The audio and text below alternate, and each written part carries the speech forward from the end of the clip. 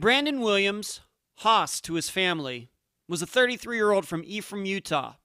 He had lived in such wide-ranging places as the Hamptons and California. On May 17, 2013, he got on a bus in Salt Lake City, heading back to where he lived in Key West, Florida. On May 18th, he made a call to a friend saying he was in Nashville. He was never seen again. I'm Ed Denzel, and this is Unfound.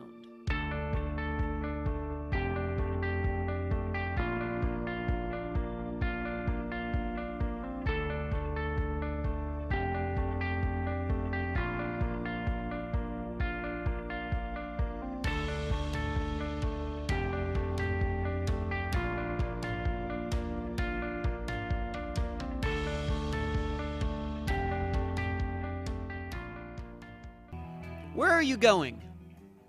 I'm serious right now. Where are you headed? To work? To school? Home? To yoga? To the emergency room? You all know where you're going, and you're pretty sure you're going to get there.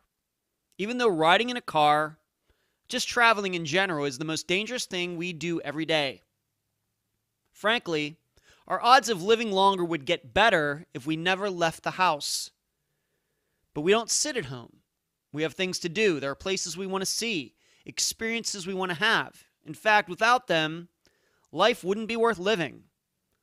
We even have that saying that half the fun is getting there, meaning the trip, not the destination, is sometimes the reason we leave the safety of home. Brandon Williams' life and disappearance caused me to think about this idea of travel and safety. Here was a guy who lived everywhere from Key West, California, from the Hamptons to Salt Lake City, two places that couldn't be less alike, and seemingly did it without any fear. Meanwhile, we know many people who never moved more than 5 miles from where they grew up. Yet it was this desire to travel and live in other places, meet new people, experience new things, that might have caused Brandon's disappearance. Or was it something else? Was it something that had nothing to do with travel at all? And now a summary of the case. Brandon left Salt Lake City, Utah on Friday, May 17, 2013 on a Greyhound bus carrying only $150. He was on his way back to Key West, Florida, after serving 2 months on a decade-old drug paraphernalia charge. He had been pulled over in Florida earlier that year, and that's when the outstanding warrant was discovered. The last contact Brandon had with anyone was on May 18th from Nashville, Tennessee. He had contacted his boyfriend in Key West using someone's cell phone, due to Brandon's cell phone being left in Florida when he got extradited. His wallet had also been left in Key West. Brandon was due to arrive in Key West on Monday, May 20th. The bus came and went. He was not on it and has not made contact with anyone since that May 18th, 2013 call. There have been several factors complicating the investigation. First and foremost being that no one is sure whether Brandon vanished in Nashville or Key West or somewhere in between. The missing persons report was eventually filed in Nashville. In addition, Brandon has a history of drug abuse, along with an epileptic condition that could cause him to have seizures, leaving him unaware of his surroundings. Adding to the complexity of this case are the actions and statements by Brandon's Key West boyfriend at the time, Charles, who was supposed to pick up Brandon at the bus station. The interview for this episode is with Brandon's sister, Stormy. Brandon's mother will also make a statement during the interview portion of this episode. Unfound News. How did all of you like the surprise episode with Detective Kenneth Maines? What a great guy. I hope my guests and I can use him as a resource as we try to solve the cases covered on Unfound. We need more independent eyes looking at these cases. Once police departments start realizing this, I believe more disappearance and murder cases are going to get solved. Law enforcement has to get past their protectionism and this defending their turf mentality. Solving cases isn't about ego. It's about justice. The interview transcribers got their assignments and files this past week. Next to some independent films I did in the early 2000s, this book is definitely the most ambitious project I've attempted. But I think it's going to come together really well, and the number of listeners, essentially complete strangers, who have offered to help out is amazing. My plan is to have a special discount for Unfound discussion group members on Facebook. So if you're not a member right now, I'd get over there and join. Finally, I plan on giving the Unfound Amateur Sleuth meetup another shot, but it's going to have to wait until after the book is finished. There are only so many days and hours in a week. Where you can find Unfound: on Twitter @UnfoundPodcast. The email address, unfoundpodcast@gmail.com. On Instagram @UnfoundPodcast. Yes, we're now on YouTube. Do a search for the Unfound Podcast channel. On Facebook, the Unfound Podcast discussion group, almost 1,000 members now. And I can remember when we had only like 60. You can subscribe to Unfound at Podomatic and iTunes.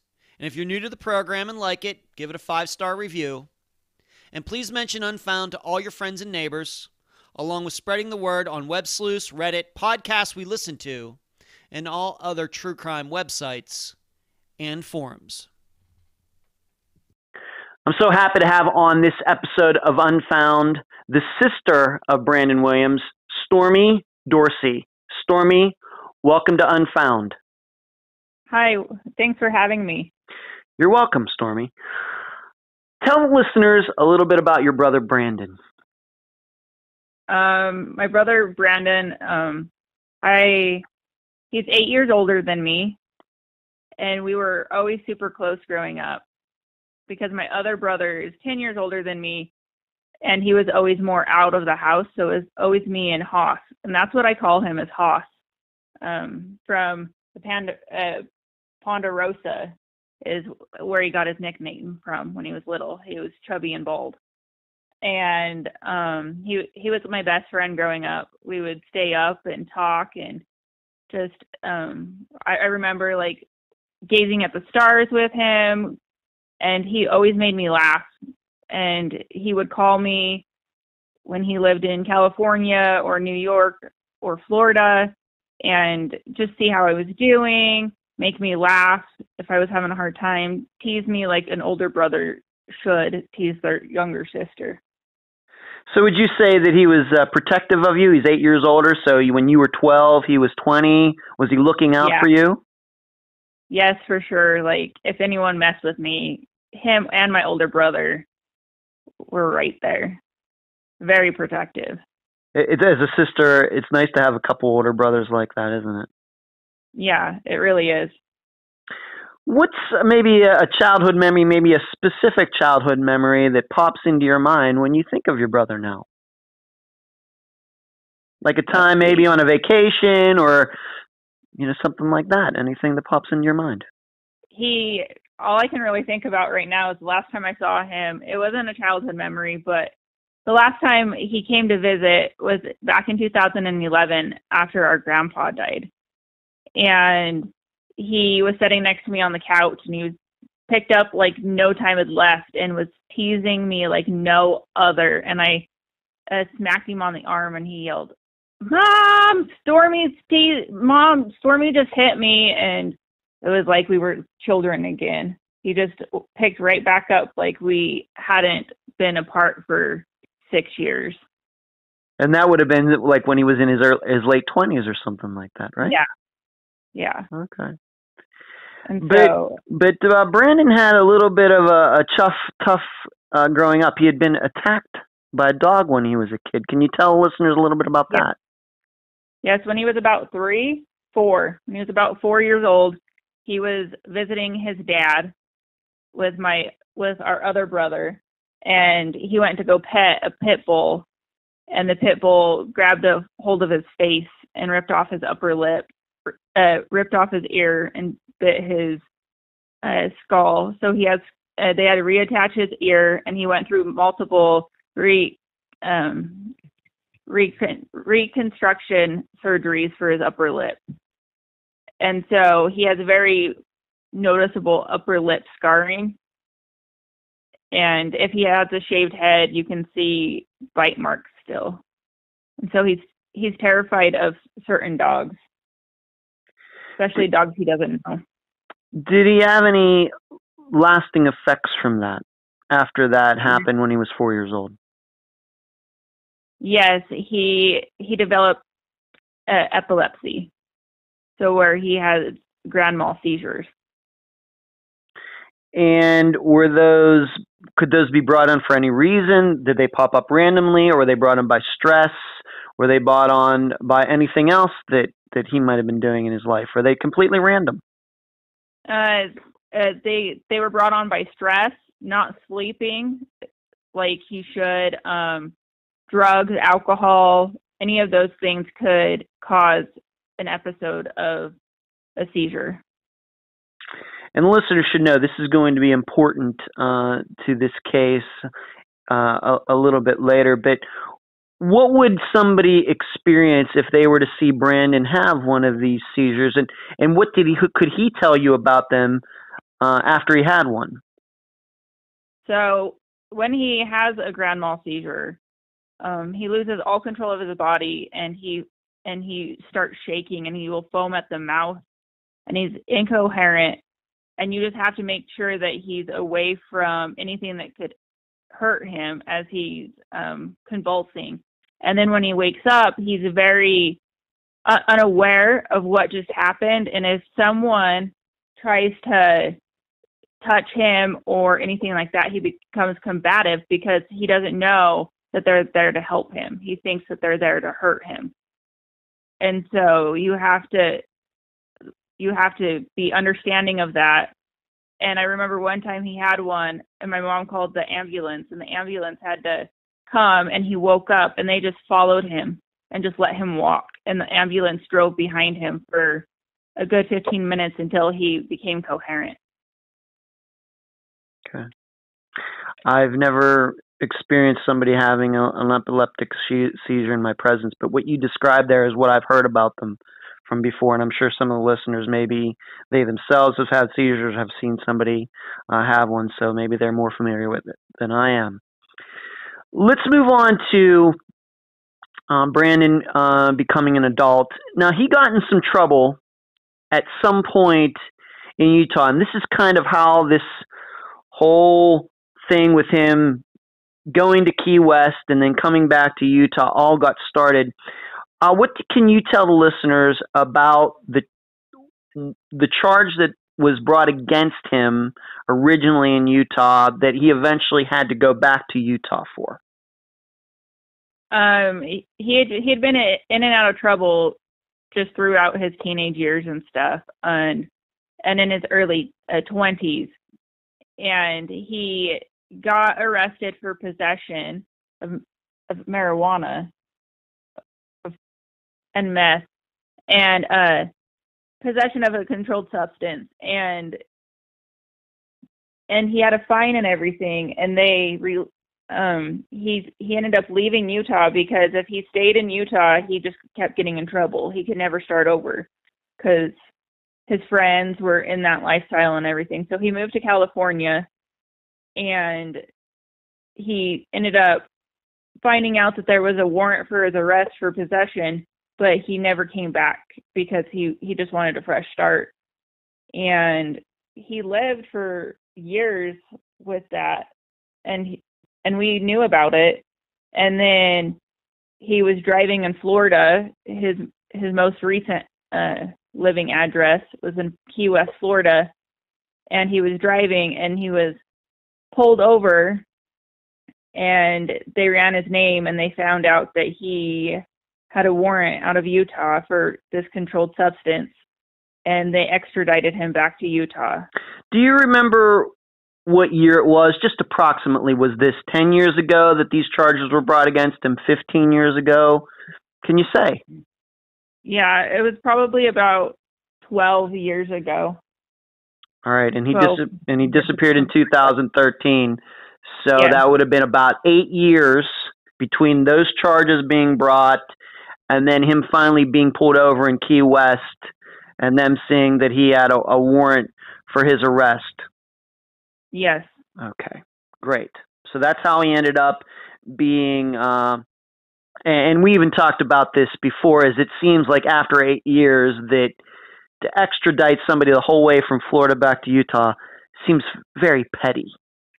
Yeah, especially for just possession of a controlled substance. It wasn't like he was It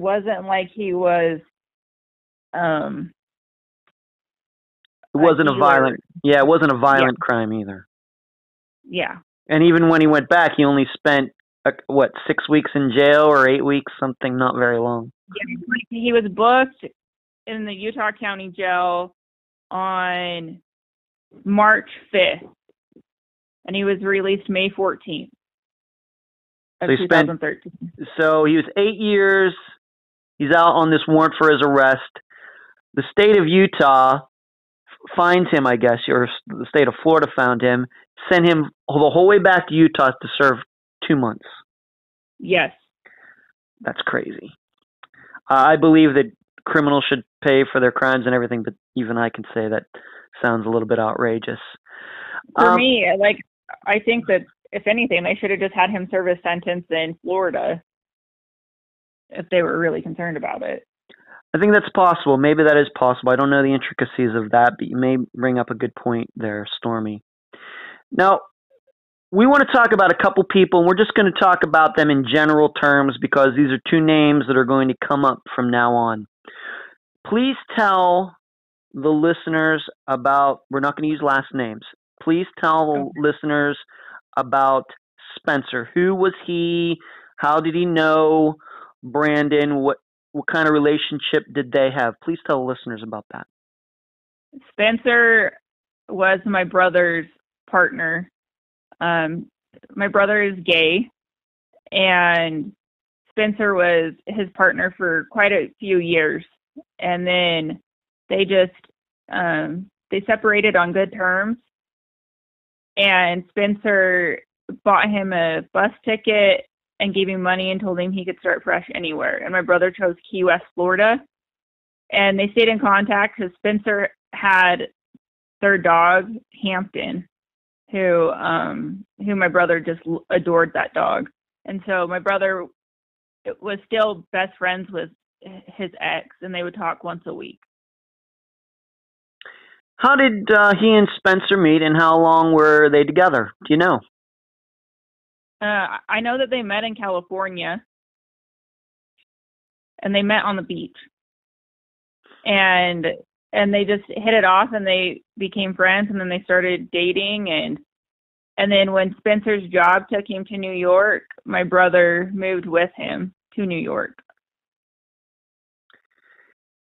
Do you think that he and Spencer had a good relationship? It seems that if Spencer moved from one coast to the other and Brandon went along, they must have been very close. Yeah, they were really close. Even after they broke up, they were close. And how long did they break up before Brandon disappeared? I have to know. At least a year or two. Okay. I feel like my brother had been in Key West for at least a year before he disappeared. And so it was Spencer who actually, when they broke up, Brandon says, or Spencer says, where do you want to go? What do you want to do? Brandon comes up with this idea of going to Key West. And that is how Brandon ended up in Key West in the first place. Did Brandon know anybody, to your knowledge, did he know anybody in Key West before he moved down there? Not that I'm aware of. Okay, so he went down there. He was just going to start a new life down there doing something. Yeah. Okay. And who is Charles? Once again, just in general terms. We're going to talk a lot about him later, but Charles, who is Charles? Charles was what we were told my brother's roommate when he was in Key West. And that's the only thing that we were really told about him. So before Brandon disappeared, you didn't know much about Charles. You, of course, learned a lot about him since. But in that time, after Brandon goes to Key West, did Brandon mention Charles much when you talked to him on the phone? What did he say? No, he never brought up Charles to me. He never really brought up any friends besides a friend named Jacob out in Key West to me. So he's in Key West. He gets pulled over. Do you know why he got pulled over? in Key West? It had to do with a traffic violation, operating a vehicle without insurance. So I think maybe like he didn't have a blinker on or something. He got pulled over and then they found out that he was driving without insurance. And it's also when they found out that Utah was looking for him for his warrant. Yeah. Was that his car? Was it Charles's car? Whose car was he driving? I'm not sure. My guess would be Charles's. So it was technically Charles who didn't have insurance on his own car. Since it wasn't Brandon's car, he's not the one that's required to have insurance on it. Yeah, that would be my guess.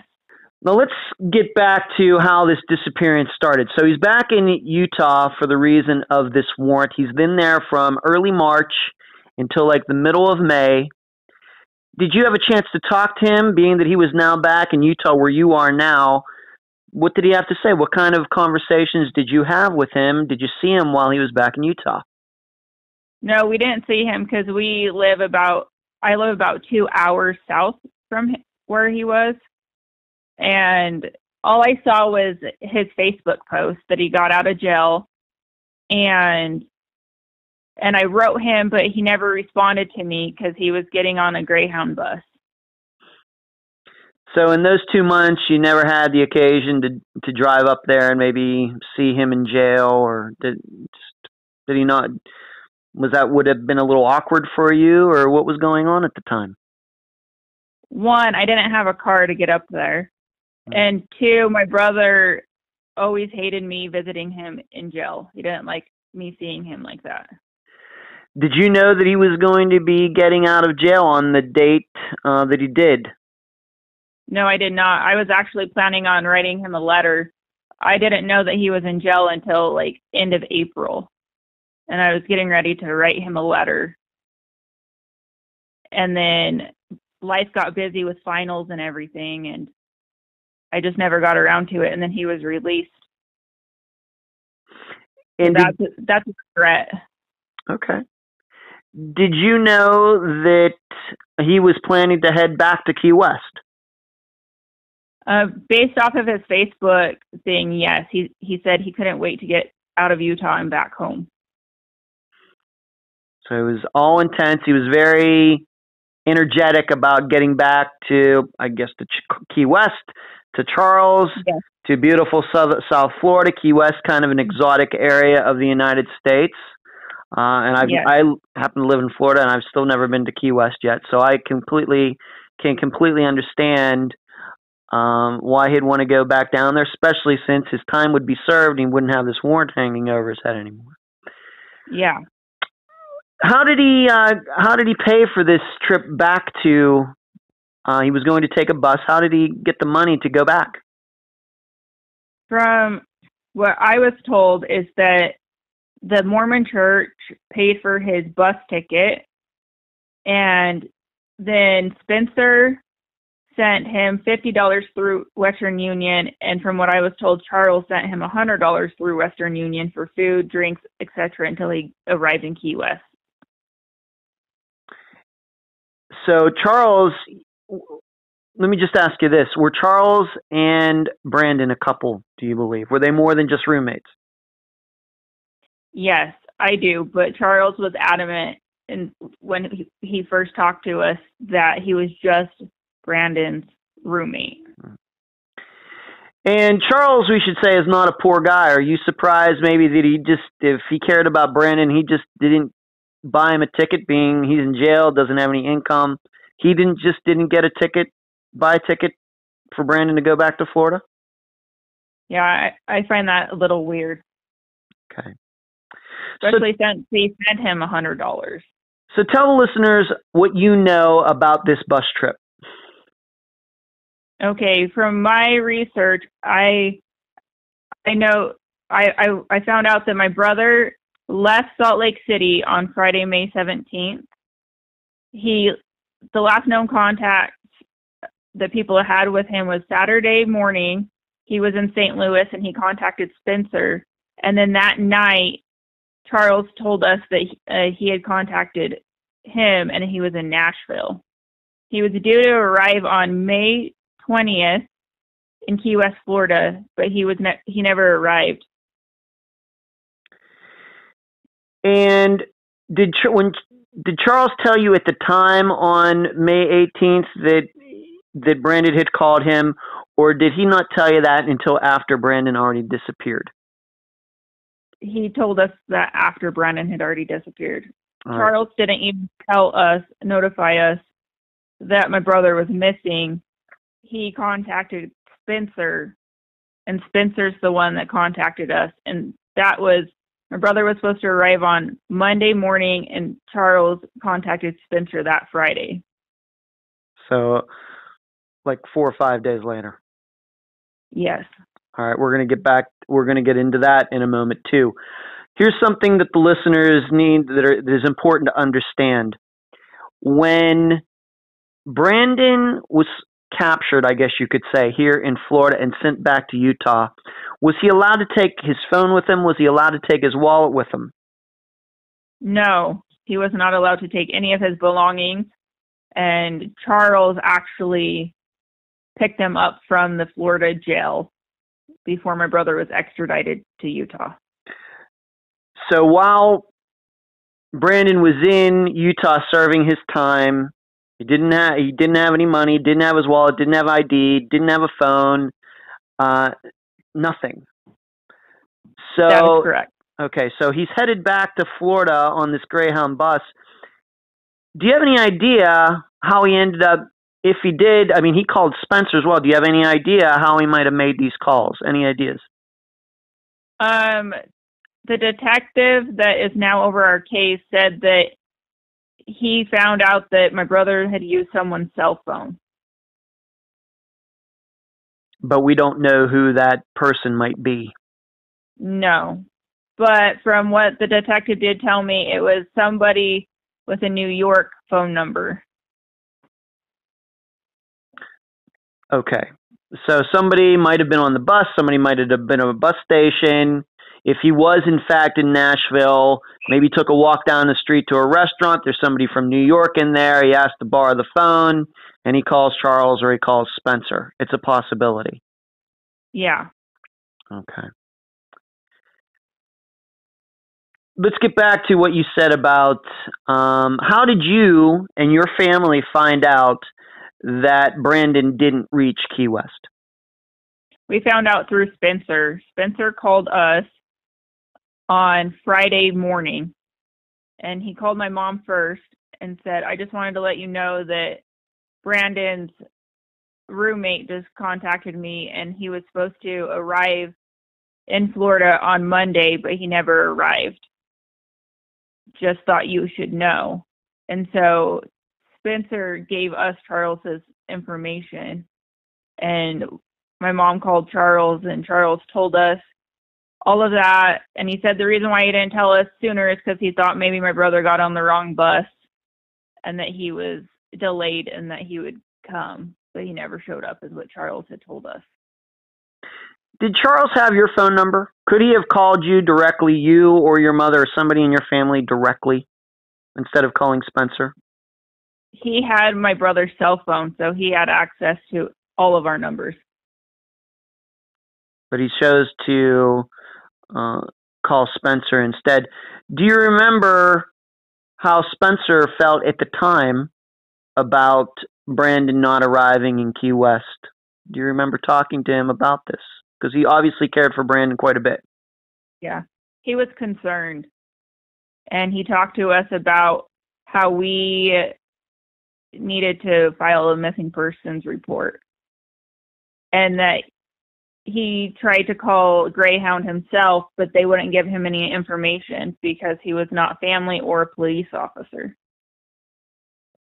Yeah, that's the way that usually goes. So what did you do? Being that he made that recommendation, what did you end up doing? What did you do? What did your family do regarding this and the police and filing a missing persons report? Tell the listeners all about that. Yeah. We were trying to figure out where to file the missing persons report. So my mom called Florida, and Florida said, you can't file it here because he didn't disappear here.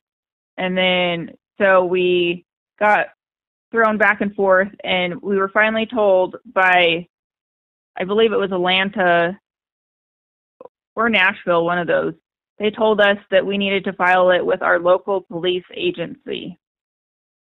And so we went that Friday afternoon, and I went and filed the missing persons report for my brother. Where at in Utah? Ephraim. Which is where you live, which is about two hours south of Salt Lake City. Yes.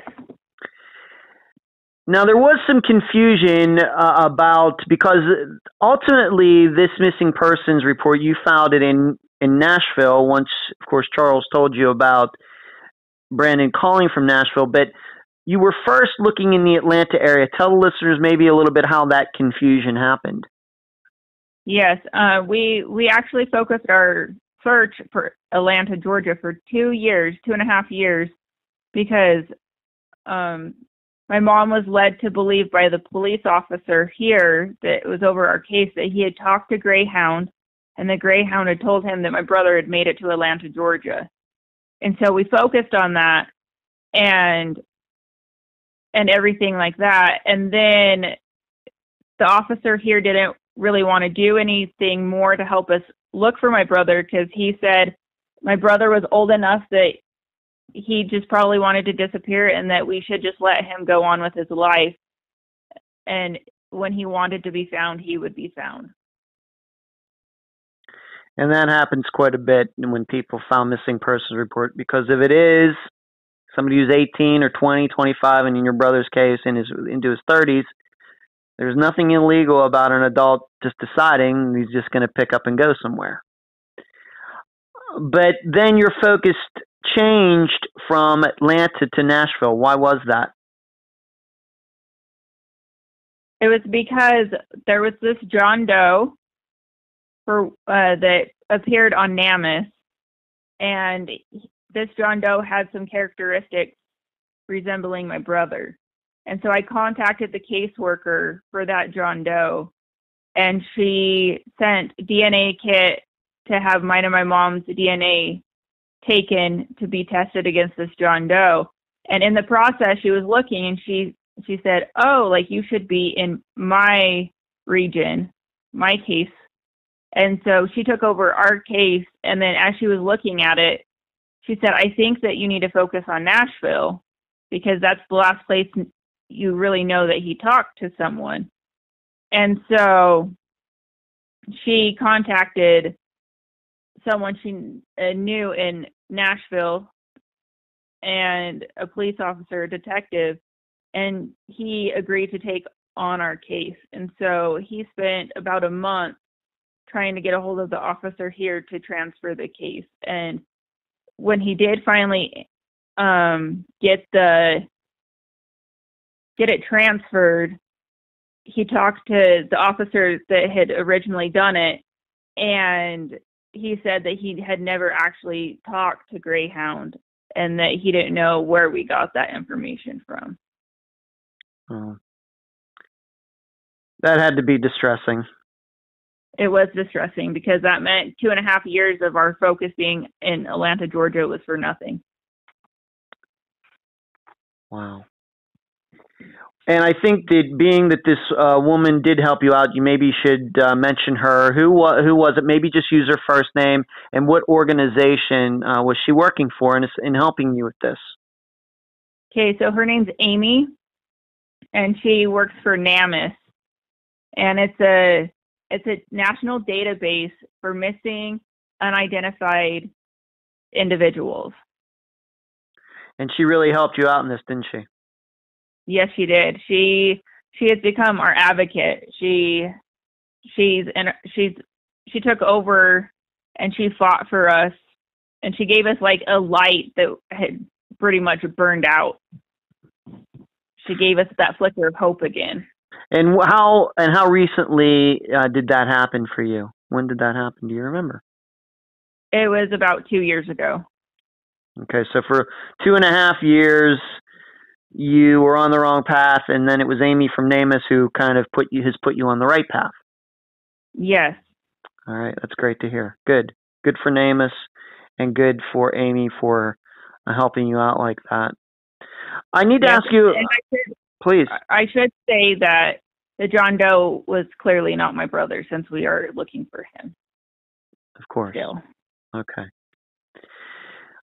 So the case is now with the Nashville Police Department. Have they made any inroads into anything? Any signs that your brother disappeared there? That anybody saw him? Anything?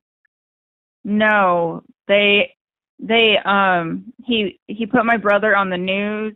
He put ads in the paper, the news station papers, and the detective said that usually they get at least one phone call regarding the case of a missing person, and in this case they got 0 tips, 0 calls. How do you feel about that? What does that make you think? Does that make you think that your brother just vanished into thin air in Nashville, or do you think there might be another possibility? I personally think that there's another possibility.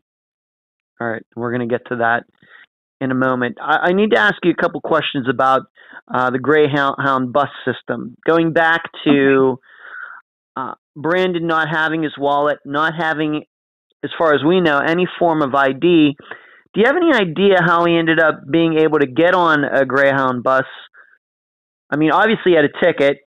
The Mormon Church bought him the ticket, but can you get on a Greyhound bus without an ID? I have no idea. I've never ridden Greyhound before. And have you talked to them since he disappeared? I know you Stormy, I know you've collected a lot of information. I've been so impressed by what you've done. But you still don't know about that. That seems, I think most people would be surprised by that. Yeah, and my mom tried to talk to Greyhound, but they wouldn't give her any information because they said that she wasn't a police officer. And because my brother is of age, they couldn't release any of his information. So Greyhound itself could not tell you whether he got it to Nashville, whether he got to Atlanta, and they couldn't even tell you whether he was on the bus when it eventually got to Key West. That information you weren't able to get. Were the police able to get any of that? The officer that took our case at the beginning, we thought he had, and we thought that it was Atlanta, Georgia, but apparently we were wrong. And our current detective, we haven't heard from him if he was able to find out, because I know that certain organizations, certain businesses only have to keep their records for so long and then they erase them. So I don't know if they still had my brother's information. And it's his disappearance has happened over a little over 4 years ago now. Yes. Hopefully the detective can run that information down, because I think that would certainly help out figure out where Brandon, disappeared, whether it was Nashville or Key West or somewhere in between. Yes. Because I know that when he called Spencer did tell me that he talked to him and that he was really nervous about his layover that was coming up. I think it was in Miami, because it was a really long layover. And he was nervous because it was supposed to be in a sketchy area. So there are some possibilities about what might have happened to Brandon. It could have been in Nashville. He gets there, maybe there's going to be a layover there. Maybe he goes for a walk. Maybe something happens to him. Yeah. Earlier in this conversation, you mentioned he and his seizures. Maybe he had an epileptic seizure. Something happened, and he just hasn't. He doesn't have any ID on him, so. You might not be able to identify him. You just don't know. There are a lot of possibilities, especially when somebody is riding a bus across the United States. Yes. But we have to also, I think, look at the idea that maybe he did get to Key West. And let's talk about Charles a little bit more. And I want you to remind the listeners again. Tell them about how Brandon was supposed to get there on May 20th, but Charles didn't let anybody know that Brandon didn't get there till when? That following Friday. So 4 or 5 days after Brandon was supposed to have got there. After Brandon disappeared, what kind of relationship did you have with Charles? Was he talking to you? Was he contacting you? Was he staying in touch, trying to find out about Brandon? What were the kind of conversations you had with him in those days and weeks after Brandon disappeared? He was very hands-on. He talked to me pretty much almost every day, either through Messenger on Facebook or text or through phone conversations. And he also was on the phone a lot with my mom. And those conversations were somewhat cordial, and he said he was praying for Brandon. And how long did this era of good feeling go on after Brandon disappeared? Probably about a month or two. And why do you think it started to change? Because I know it did. We've had a Robert Cryer conversation about this. At some point, he started to get a little bit more distant. Yes. There's this issue of, tell the listeners a little bit about Brandon's things and what Charles said he was going to do and what really happened. So my mom had contacted him because, one, my mom wanted his stuff, like his ID and his birth certificate, any of his personal information. She wanted it shipped back to her, so we had it. And he said that he would send it, but he never did. And then when the John Doe case came up, my mom contacted him again to ask for anything that he had of my brother's that contained my brother's DNA on it. Because Charles said he had packed up all of my brother's stuff and left it exactly how he had left it. So we wanted any DNA too, and Charles said that he would send it, but he never did. And so just to be clear for the listeners, it's been over 4 years since Brandon disappeared. Has Charles ever sent you even one thing of Brandon's? No, he has not. Zero. Not Brandon's phone, not his wallet, not any of his clothes, nothing. Nothing. Even though he said right after Brandon disappeared that he was going to. Yes. Has he ever given you any reason for that? Why he never did it? He always just said he was busy or out of town on business. Mm-hmm. Now he's retired, so I don't know. Right. The listeners should know that Charles is in his 70s, right? Yes, that's my guess. He's in his 70s. Yeah, I've seen you've seen pictures of him. I've seen pictures of him. We're not going to use his last name, but I would say that he's in his 70s now. What kind of relationship did Charles and Brandon have? Well, what Charles told us, it was just a roommate situation. But come to find out through some investigation and Detective Jolly talking to somebody, we come to find out that my brother was known as Charles Plaything. And in fact, the reason you know that is because those are the exact words that Charles used when talking about Brandon to this person.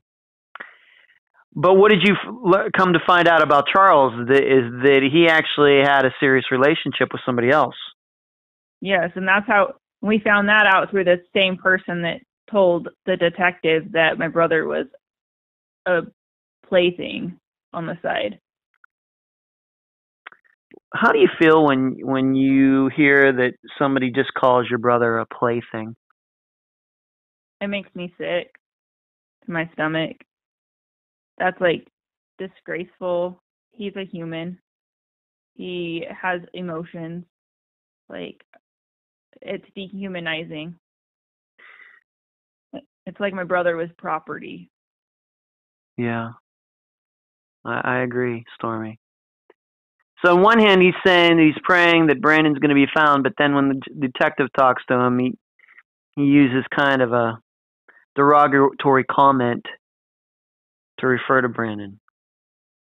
That was his friend that told the detective that Haas was Charles's plaything.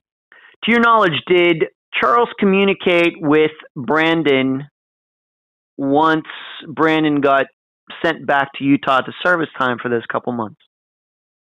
Yes, from what Charles told me, he had written my brother multiple times while he was in jail.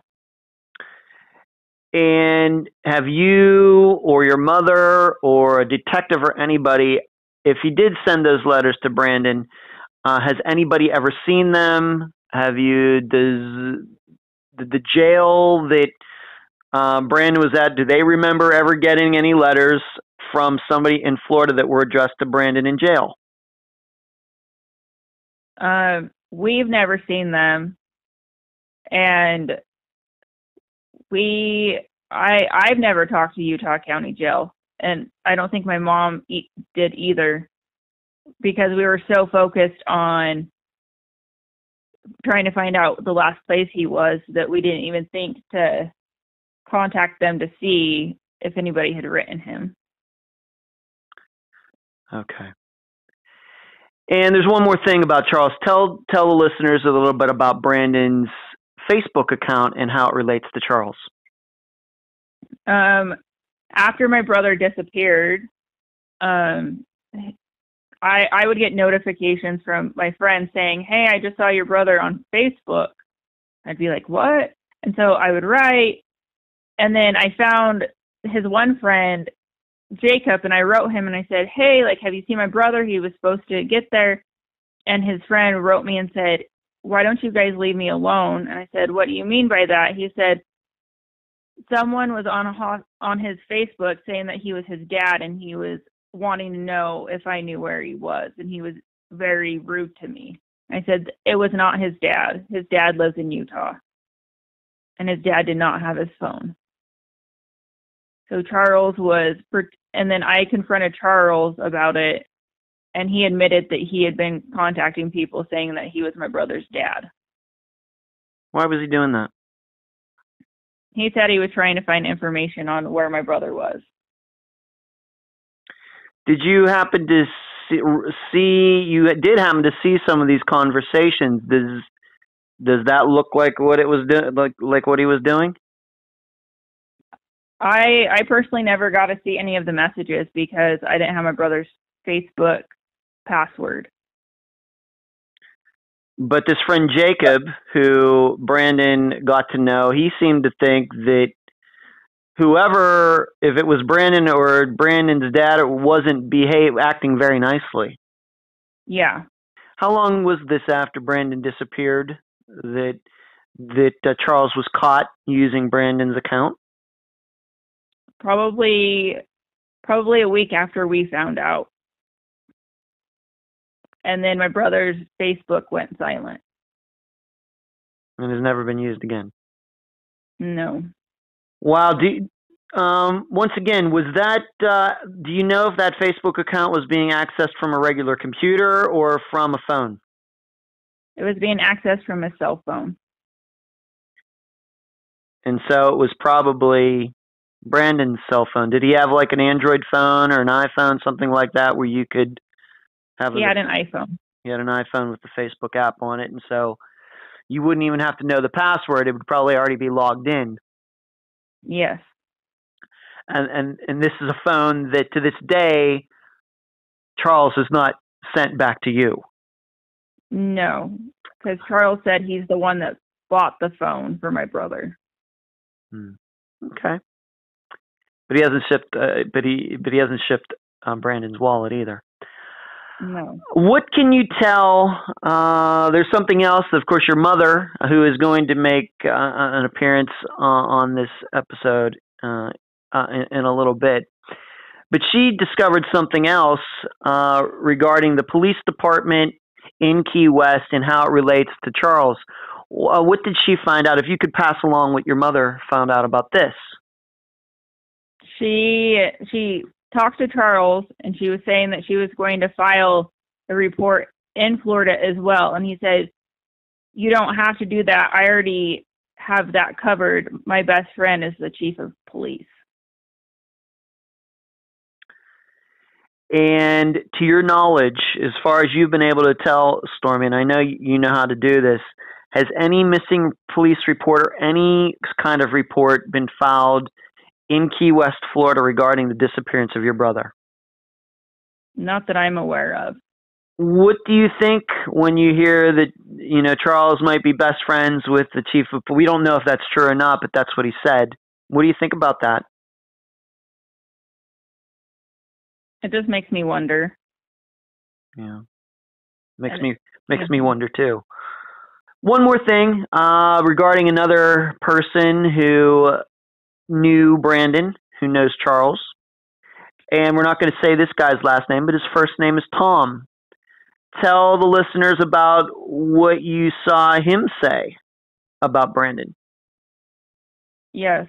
Tom, we have a Facebook page, and he made a comment on our Facebook page back in 2015, and he said, "He doesn't want to be found, believe me."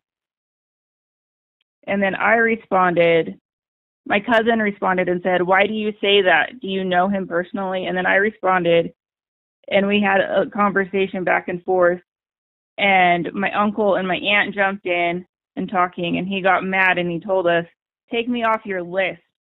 And my uncle said, "You're the one that joined the conversation with your comment." And anyway, so I sent that to the detective, and the detective contacted him. And the detective doesn't believe that Tom has anything to do with my brother's disappearance. And this is your detective who, once again, this Detective Jolly, who is not in Key West or even in Florida. He's actually a detective in Nashville, Tennessee. Yes. So it's not like he can just drive right down the street and look, and if he wants to interview Charles, can look him in the eye, or can go find his Tom guy and look him in the eye. I mean, Nashville, Tennessee is nowhere near Key West, Florida. Yeah. And the detective wrote me and told me what him and this Tom talked about. And this is when we found out that Charles had a partner 25 years, but often kept company with younger men he referred to as playthings. Right. And that we also found out at this point that Tom said that my brother was his roommate and not Charles's.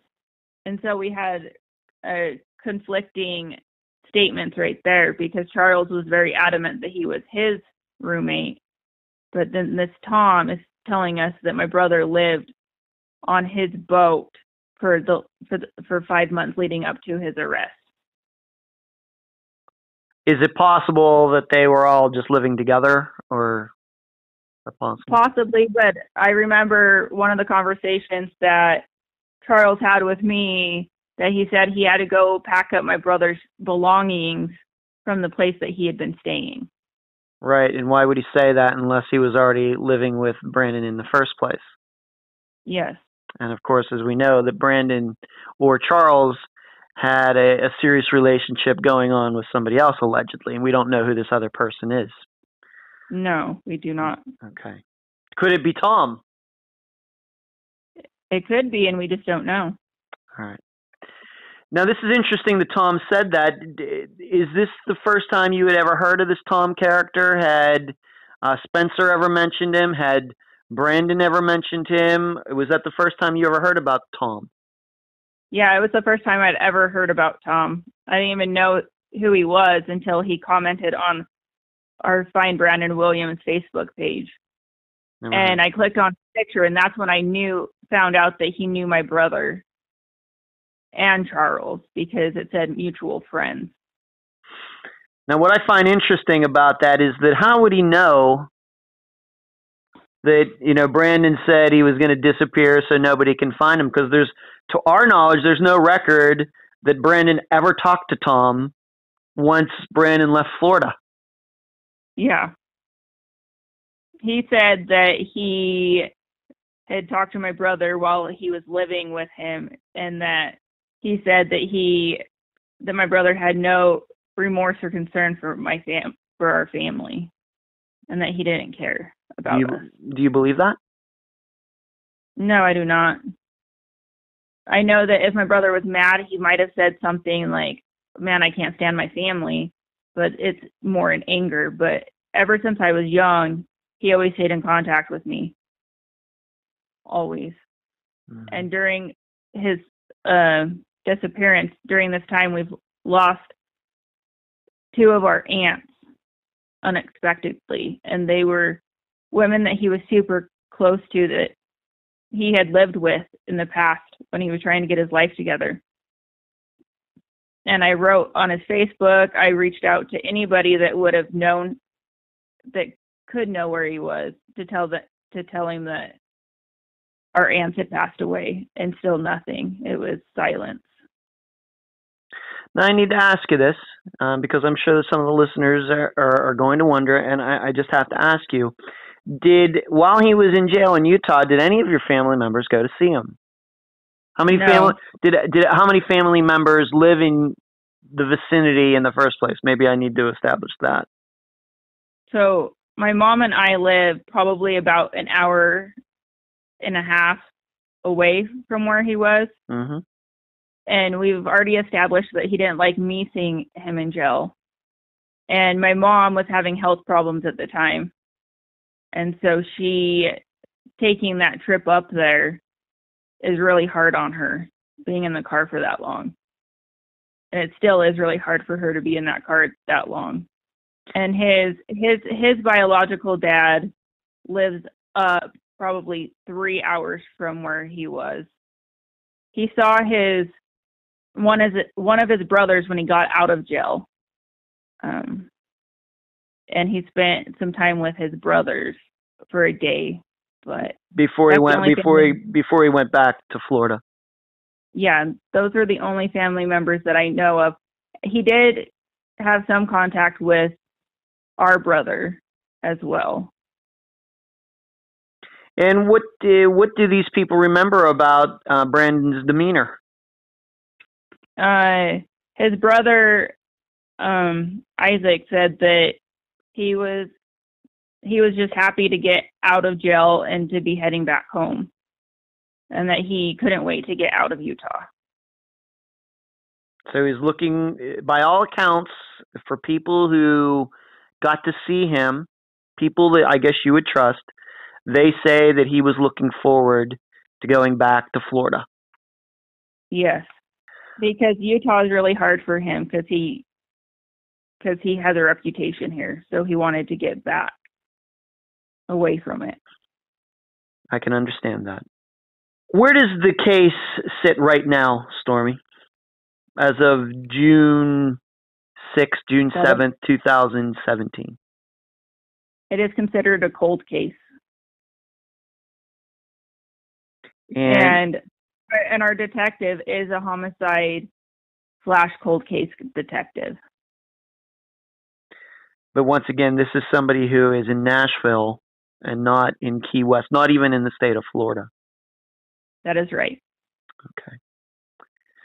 Stormy, I ask every one of my guests the same exact question, so I'm going to ask you it as well. Stormy, what do you think happened to your brother Brandon?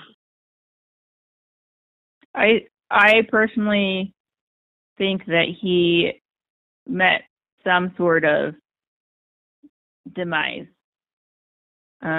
Whether that's he lipped off to somebody especially if he had a couple beers or some alcohol. Sometimes his mouth he would just say stuff, and either that happened and he got lippy with the wrong person, or he had an epileptic seizure, wandered off somewhere and got hurt,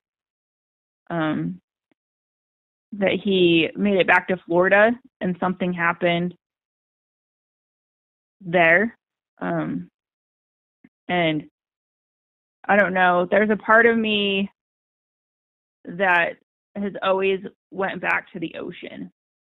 I don't know why, but I always feel like that's where he is.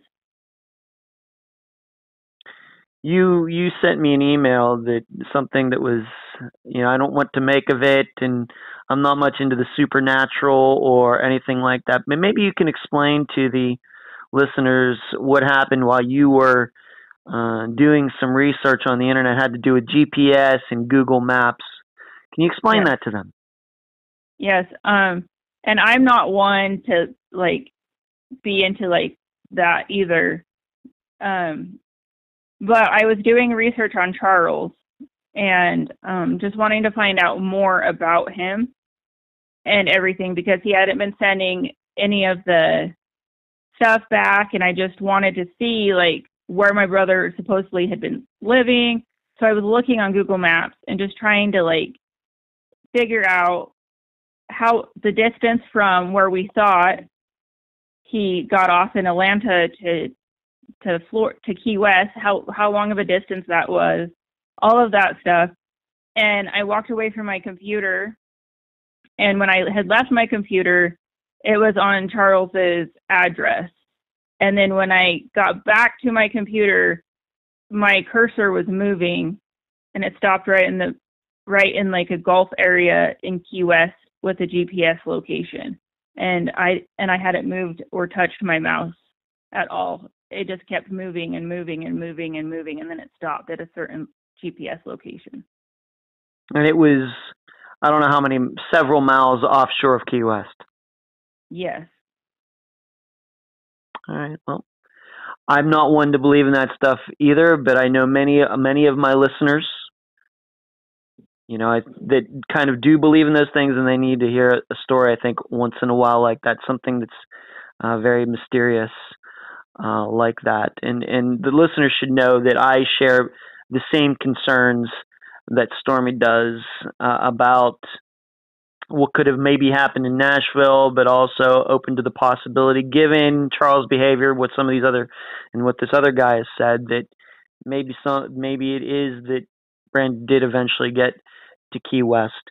For the listeners, Stormy, why don't you tell them about the website, about the Facebook page, anywhere that they can find you, and any more information about your brother and his disappearance?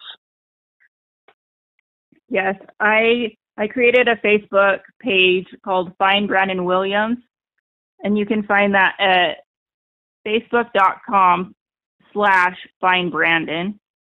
And then I also created a website that's just www.findbrandonwilliams.weebly.com. And that has our missing persons flyer. It has a video that I put together.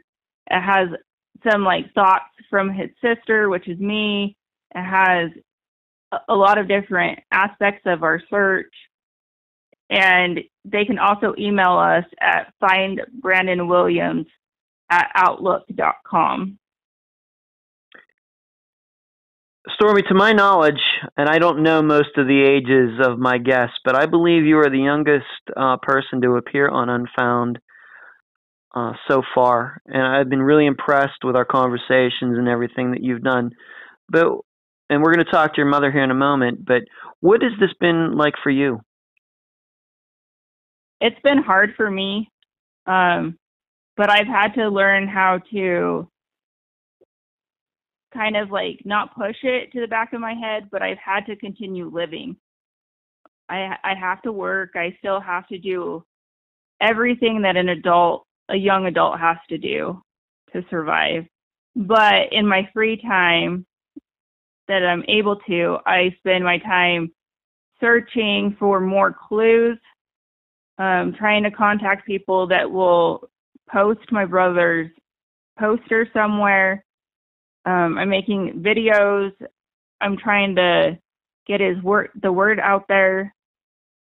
And I also spend at least a few hours a month going through the NamUs unidentified body count, and I go through all of their John Does to see if any new information has come up. And not just in Nashville, Tennessee, or the state of Tennessee, but in every state. Yes, I checked the whole entire John Doe database from the time he disappeared to now. So that's 4 years worth of John Does that I go through at least once a month, because they are constantly updating information, even from John Does from 4 years ago. Yeah. They put information in. Unfortunately, unidentified people are being found all the time. It's really sad. And that's the program. It really is. Informative, please go to the app that it's you heartbreaking, especially Unfound. The one John Doe. He's still on there that we had tested to see if he was my brother. I'm Ed Denson, and it just breaks my heart because I know that he's someone's son and someone's brother, and they don't know where he is, and yet he's been found, but he has no name. Stormy, any last words before I let you go and have your mother on? I know that she wanted to make a statement as well. Yes. I just want to thank you for just taking an interest in our case. Not very many people have taken an interest in our case and have wanted to dig into all of the facts that we've been collecting for the last 4 years. So one, I want to thank you for that. You're welcome. And two, I just want to just ask the listeners to please help us get my brother's case out there, shine a light on his missing persons case, because someone out there knows something. A 32-year-old man can't just disappear without someone somewhere knowing something. And I just want closure one way or the other. If my brother is alive, I want to know he's alive and that he's okay. But if he's gone, I want to know that he's gone, and I want us to be able to lay him to rest among other family members in the cemetery in the county we live in. I'm going to continue to try to do everything I can for you in that effort, Stormy. Thank you. And your listeners can go onto our Facebook page and they can find any of the videos I've made. There's a couple videos that I've recorded of my mom talking and pleading with people, so they can share those ones. We have the missing persons flyers that they can share on their Facebook pages or print out and share in their communities. And I'm sure the listeners are going to go to the website. They're going to go to your Facebook page. And are you already a part of our discussion group on Facebook? Or I don't know. We have so many members now, I can't keep track of all the people. Are you a part of that as well, Stormy? Yes, I am. Okay, great. I just joined a couple of weeks ago. All right, great. And I think that you're going to get to know some really good people there who want to help you out. So that's good. Stormy, I deeply appreciate you being on this episode of Unfound. I'm so impressed by the work that you're doing for your brother and for your family. I now have on this episode Brandon's mother, Dee Dee. Dee Dee, welcome to Unfound. What would you like to say to my listeners and to anybody else who may come across this episode, whether it's this week, next month, next year? What would you like to say? Well, first of all, my daughter Stormy, I have to, say thank you to her, because we wouldn't be this far in the case without her knowledge of the computer. I'm old school, and so I can't even hardly work a face phone, a smartphone, so it's quite hard for me, and that's why she's kind of been pushed in the limelight, because she knows all the electronics and stuff. I have learned this has been quite the trial in the journey for me. I've dealt with, drug addiction with Brandon, and I've dealt with his dog attack, and I've dealt with so many sleepless nights about him. And when he left state, I was just worried sick because I was afraid something was going to happen to him. But, he was so apt to change his life and get off of meth and stuff that I guess I just welcomed the change, and I prayed, and I just put him in God's hands and just said, go and just stay in touch and let me know that you're okay. And he's a creature of habit, my son, and he's so addicted to Facebook and talking to his friends and his family that when he's quit calling us, and nobody, especially Spencer and Stormy or me, it baffles me. None of us have heard from him. And the day that I got the call that he didn't arrive, I felt like somebody had kicked me in the stomach, and it felt like that I was having a heart attack, and that somebody was pulling my heart right out of my chest. And remind you, I've been through a lot of stuff with Brandon, and I've shed a lot of tears and a lot of sleepless nights over him, but I've never had anything affect me like this has. I've been in therapy for 4 years because my kids are all grown now, and I have a lot of time by myself because I'm disabled. And so I look on Facebook a lot. I mean, on NAMUS, and I also, check for the unidentified. My therapist has requested that I not do it so much because it's destroying me. They've got me on medication. I'm trying to deal with it, and I know it's only been 4 years, and there's other people out there that have kids missing longer than me, and I have the sympathy for them, but we all deal with things differently, and this has affected my health. It's put me in the hospital. Like I said, I have to stay with a therapist, but on the other flip side of the coin, it's made me have a closer relationship with my Lord, and the faith that I have in him, that he's going to see us through. I have a really, really, really hard feeling that Charles has did something to him. And as I look back now from the beginning, in the beginning, I'd never dealt with anything like this. And so it was like we were in a dark room, feeling around the walls, trying to find the light, and we couldn't find the light switch. And we're just barely, so we were concentrating on trying to find him. But now that I see in hindsight, and I can look back after things, I missed a lot of things. I always am a woman that goes with my gut instinct, and I didn't go with my gut instinct with Charles. I put a lot of faith in this man.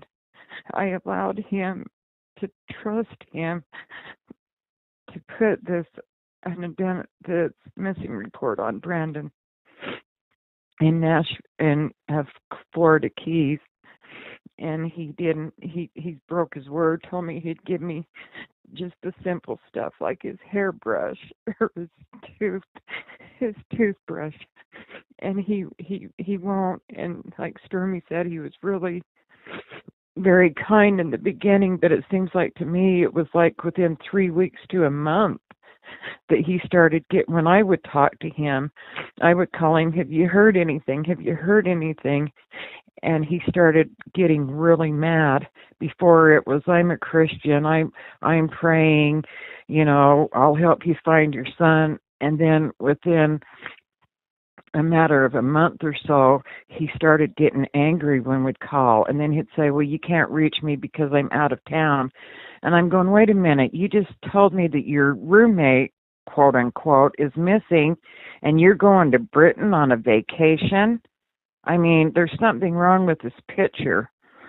I've talked to several of my family members and the puzzle pieces, and I'm not accusing anybody because Stormy has thrown a lot of different scenarios, which I agree, but it always seems to go back to Charles.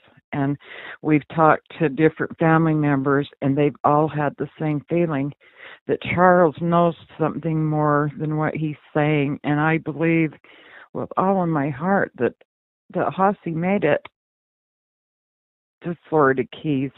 We just can't prove it. I've had to deal with 4 states, which has been very hard.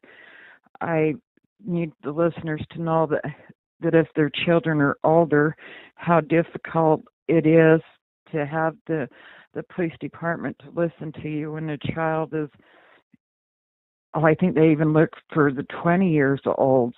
But once they get the 30s, they've looked at his record, of drug abuse and everything, and they just have said, just let him go. He just wants to have his own life. Just let him be.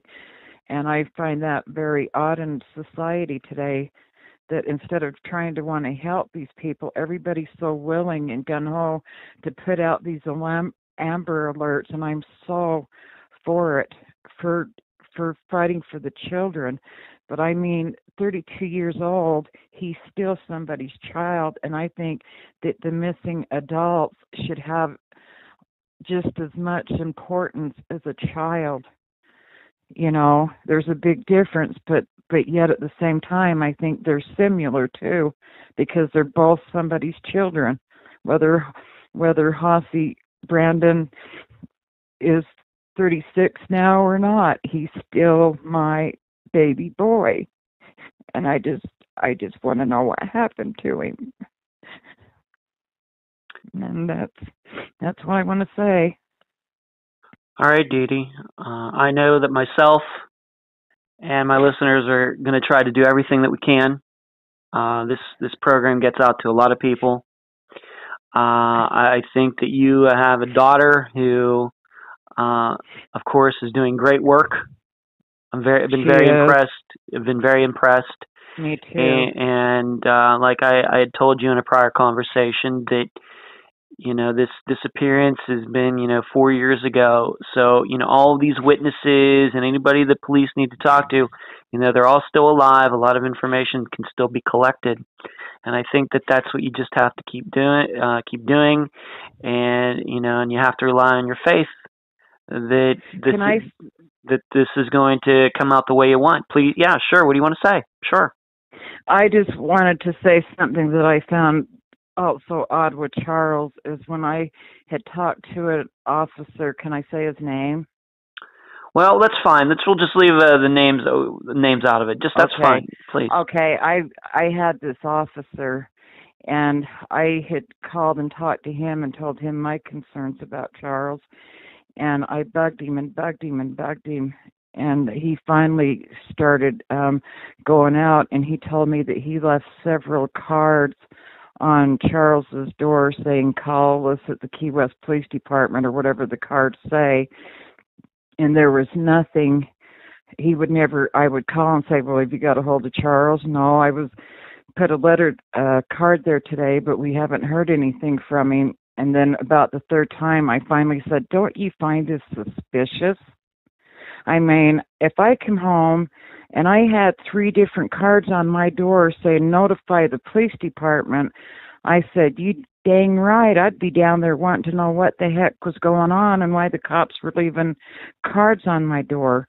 But this detective just blew it off. And then Charles had told me, not to file a police report in Florida Keys because his best friend, whether it's true or not, like you said, but his best friend was the chief of police in Florida Keys, and, that he was taking care of it. And so to your listeners, stick with your gut feeling.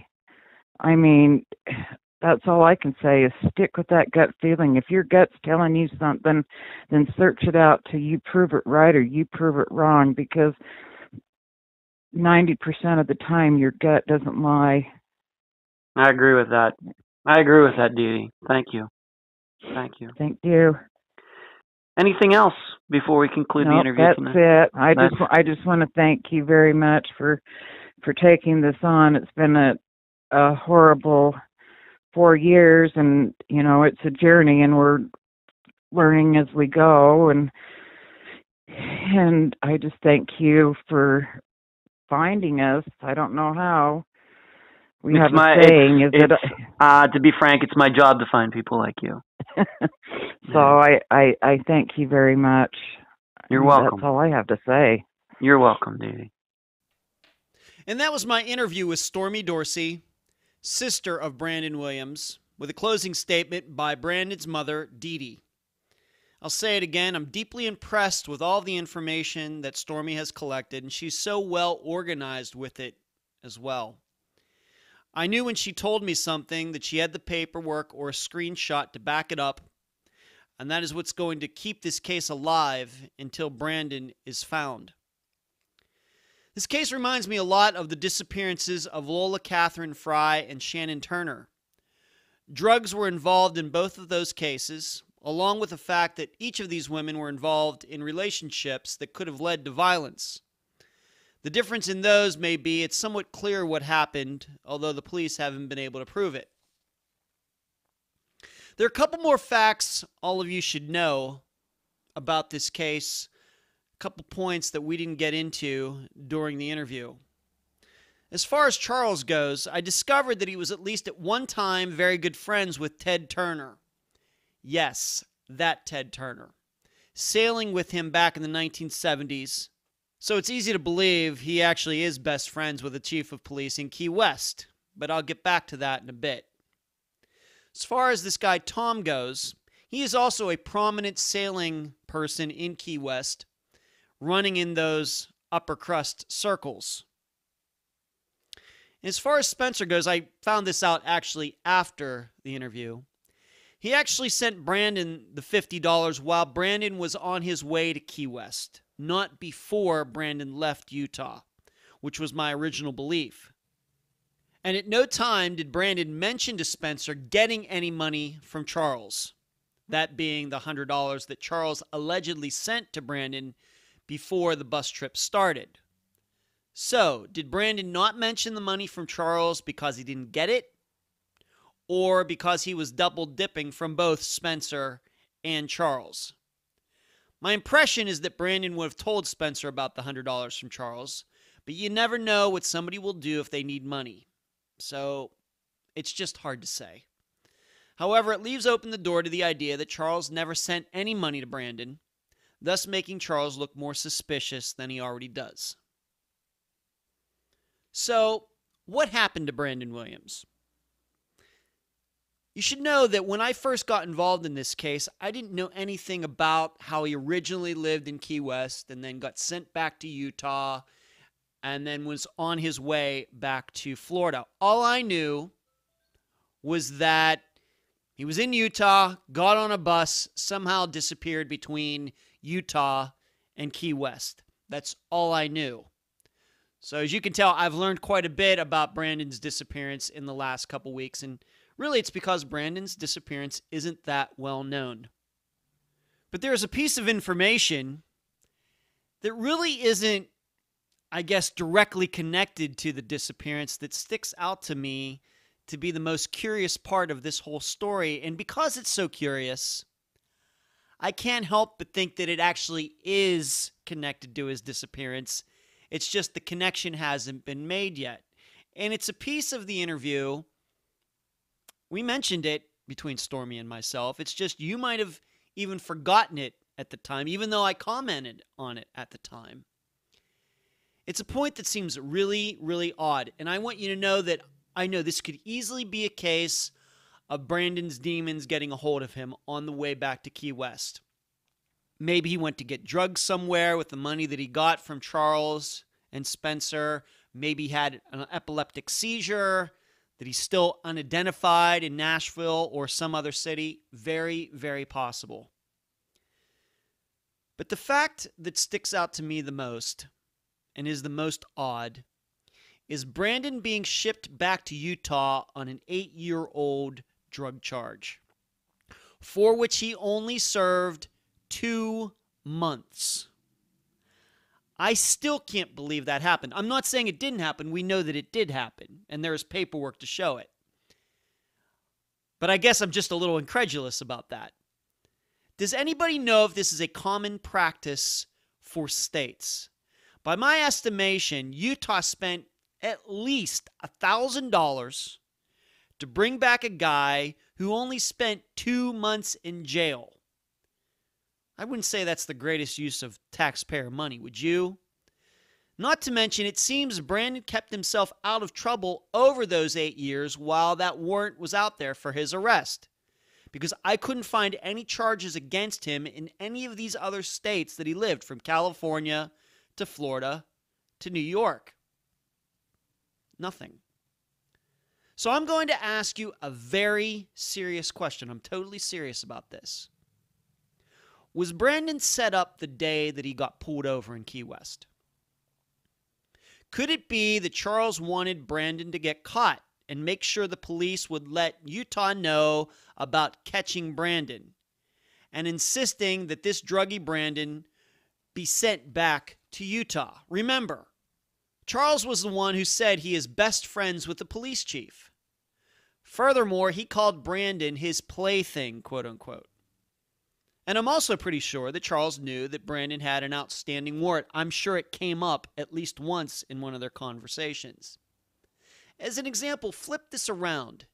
If Charles is such good friends with the police chief, why couldn't he make this pullover that Brandon got himself involved in go away? If he was such good friends with the police chief, why couldn't he say, you know, this friend of mine, Brandon, you know that he's going to get sent back to Utah, and I don't want that to happen. Can't we smooth this over some way? And I happen to believe that that could have happened, especially since the charge was 8 years old, didn't have anything to do with burglary or violence or anything else. Maybe Charles didn't want to make it go away because, well, he didn't want to make it go away. Because there are a couple things to think about. There's no record that Charles and Brandon ever communicated while Brandon was in that Utah jail, despite what Charles says about sending him letters or calling him. No record of that. Nobody's ever seen these letters, nothing. Furthermore, I'd like to know how Charles even knew Brandon was heading back to Key West. Because no one has come forward to say, oh yeah, Brandon called him. But nobody said that. And I'm sure it wasn't a case where Brandon hopped on a bus, got to Nashville, and said, hey, Charles, I'm headed on my way back. I think this would have been something that Brandon and Charles would have worked out beforehand. And I also mentioned there's no record, no proof that Charles ever sent him any money. Are we sure that Brandon didn't show up back in Key West unannounced? Because the call from Nashville to Charles is totally hearsay. Charles has never offered any proof that that call happened. Could it be that Charles wanted to get rid of Brandon, not make him vanish from the earth necessarily, but since Charles was in a serious relationship, Brandon was just his plaything, and he was just done playing with his thing. Why would he do this? Maybe Charles' serious partner found out about Brandon. And so Charles, being good friends with the police chief in Key West, called in a favor from the police department, thinking that once Brandon got shipped back to Utah on this 8-year-old drug charge, that he'd never see Brandon again. Just an easy way to get Brandon out of his life. Then Brandon shows up on Charles' doorstep that Monday morning, May 20th, 2013. I can't help but wonder. But I'll leave the rest of the theorizing up to you.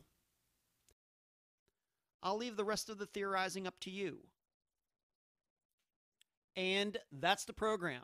If you found it informative, please go to the app that you use to listen to Unfound and give this podcast a nice review. I thank you for listening. I'm Ed Dentzel, and you've been listening to Unfound.